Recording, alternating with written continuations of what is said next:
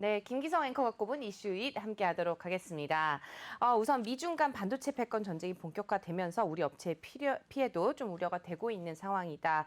이런 이야기가 좀 계속 나오고 있는데요. 이번에 보니까 유럽이 또 반도체 패권에 또 끼어들었죠. 네, 그렇습니다. 그러니까 독일의 메르켈 총리가 하노버 산업 박람회에서 얘기를 했습니다. 뭐라고 얘기를 했는가 하면 유럽의 27개 기업하고 힘을 합쳐서 반도체, 시스템 반도체 개발에 36억 유로, 그러니까 우리 돈으로 한 4조 8천억 원 정도를 투자하겠다 이렇게 얘기를 했습니다. 그러니까 메르켈 총리가 시스템 반도체 자립을 얘기했던 게 2년 전 같은 행사 때였습니다. 2019년도에 얘기를 했었거든요. 그런데 어제 발표한 내용을 볼 것 같으면 27개 기업을 딱 꼭 집어서 얘기를 했기 때문에 액션 플랜이 정해진 것 아니냐 이렇게들 받아들이고 있습니다. 네. 우리나라도 15일 날 확대 경제장관 회의를 문재인 대통령 주재로 엽니다. 이 부분도 역시 반도체 부분이 상당히 얘기가 될 것 같고요. 그리고 또 배터리라든지 하는 이 전략 산업에 대해서 점검을 할 예정이다 이렇게 얘기를 하고 있는데 조금 뒤늦은 것 같죠. 네, 그런 것 같습니다. 지금 보니까 미중 간 반도체 패권 경쟁이 또 심화가 되게 되면은 삼성전자라든지 하이닉스가 피해를 볼 수 있다 이런 얘기도 나오고 있던데 왜 그런가요? 네, 그러니까 아직은 뭐 피해를 보고 있다는 아니고 볼 수도 있다라는 그렇죠. 그런 네. 분석들이 나오고 있습니다. 이유는 뭔가 하면은 지금 삼성전자는 시안 공장 그리고 SK 하이닉스는 우시에다 공장을 갖고 있지 않습니까? 각각 지금 증설에 들어가 있습니다. 그런데 증설에 들어가 있는데 여기에 쓰는 장비는 극자외선 노광 장비, EUV는 아니고 그거보다 한 단계 뒤쳐져 있는 심자외선 노광 장비를 사용을 합니다. 그런데 네.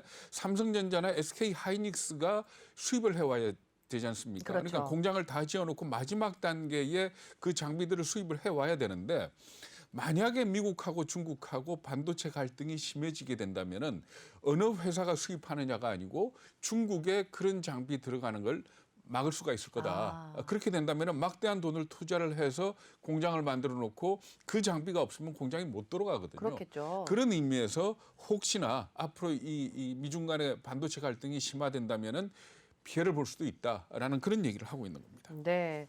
지금 보니까 말도 많고 탈도 많은 일론 머스크조차 또 반도체 때문에 직접 대만에 간다는 소식도 전해졌죠. 네, 그렇습니다. 그러니까 캘리포니아 공장이 가동을 일시 중단을 했지 않습니까? 그래서 모델 3 같은 경우에는 생산에 굉장한 차질을 빚고 있는 걸로 이렇게 알려지고 있는데 결국 일론 머스크가 대만에 방문을 할 예정이라고 대만 언론들이 보도를 했습니다. 네. 언제 오는지는 얘기를 안 정확하지 했고요. 않고. 그런데 네. 그 재밌는 게 대만에 가는 것 중에 그 업체를 얘기를 했습니다. 리얼텍이라는 회사인데 대단하더라고요. 그러니까 오디오 코덱과 관련된 반도체 칩을 개발을 하는데 생산을 하는데 이 회사의 시장 점유율이 전 세계 시장의 90%를 장악을 하고 와우. 있다. 그러니까 네. 그렇게 우리가 이름도 처음 들어보는 그런 기업입니다만은 이렇게 어떤 장비 하나를 제대로 생산하는 회사가 있다는 게 얼마나 큰 정말 보탬이 되는지 일부에서는 뭐까지 얘기를 하는가 하면 중국이 지금 대만에다가 뭐 군용기 띄우고 난리를 피우지 않습니까? 그렇죠. 미국이 대만을 꼭 지켜야 하는 이유는 반도체랍니다. 그런 그런 의미였군요. 의미에서 절대로 아마 미국이 중국이 대만을 갖다가 침공하는 걸 허락하지 않을 거다. 않게도. 뭐 네. 이런 얘기가 나올 정도입니다. 왠지 이렇게 정치적인 이유가 좀 뒤에 배경에 있는 것 같습니다. 반도체 얘기까지 좀 나눠봤고요. 두 번째 이슈도 함께 확인을 해보겠는데요.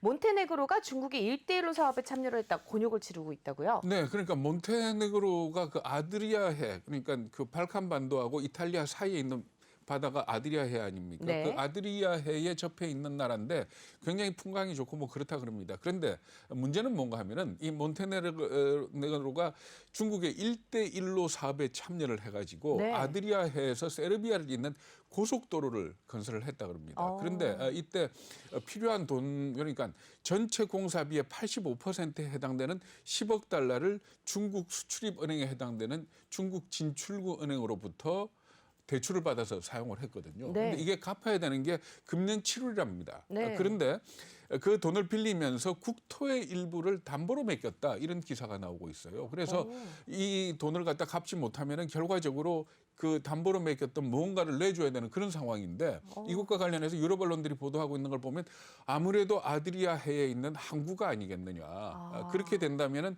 결과적으로 이 중국 군함이 아드리아해에다가 기지를 만들 수도 있는 그런 상황이다 이렇게 얘기를 하고 있는데 그래서 몬테네그로가 유럽연합에다가 10억 달러를 좀 지원을 해달라 라고 요청을 했는데 지금 현재로서는 유럽연합이 일단 거부를 했습니다. 네. 지원을 못하겠다라고 얘기를 했는데 이 문제가 워낙 심각하기 때문에 아마 다른 방식을 통해서라도 지원하지 않겠느냐 네. 하는 그런 분석들이 나오고 있습니다. 네, 앞으로 이번 이슈 몬테네그로 관련한 이슈 계속해서 또 전해드려야 될 것 같습니다. 이어서 세 번째 이슈도 함께 확인을 해볼 텐데요. 알리바바가 중국 당국으로부터 거액의 벌금을 이제 물었었죠.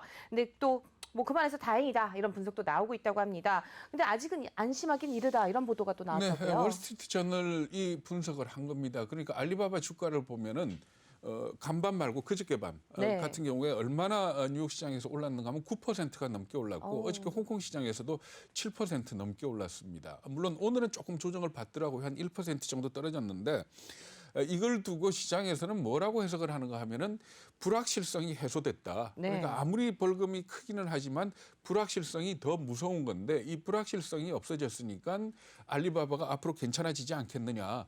그리고 3조 1천억 원에 달하는 벌금이라고 하지만은 이게 알리바바가 반년에 벌어들이는 수익의 4분의 1 정도 된다 그럽니다. 그렇기 때문에 크게 문제될 거 없다. 그리고 그것 이외에 다른 어떤 조치는 없었지 않느냐. 그러니까 알리바바가 현재의 사업 구조를 그대로 갖고 갈 수 있기 때문에 큰 문제 없다. 그래서 9% 올랐던 거다.